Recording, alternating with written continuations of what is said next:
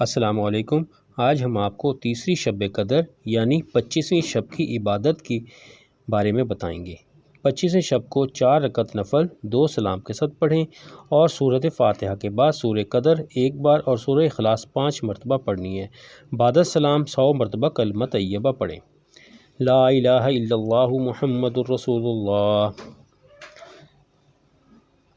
4 رکعت نماز 2 سلام سے پڑھیں۔ ہر رکعت میں سورہ فاتحہ کے بعد سورہ قدر، انا انزلنا 3 مرتبہ اور سورہ اخلاص بھی 3 بار پڑھنی ہے۔ بعد السلام 30 مرتبہ کلمہ شہادت پڑھیں گے۔ اشہد ان لا الہ الا اللہ وحدہ لا شریک لہ واشہد ان محمدا عبدہ ورسولہ۔ خاص وظیفہ 25ویں شب: 1 مرتبہ سورہ فتح پڑھنا ہر مراد کے پورا ہونے کے لیے بہت افضل ہے۔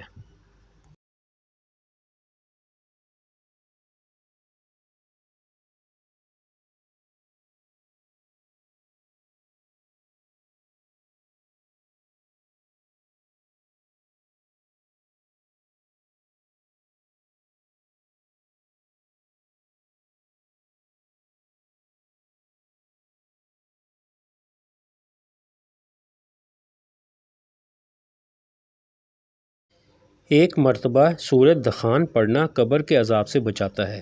حضور علیہ السلام یہ سورت ہر رات کو پڑھا کرتے تھے۔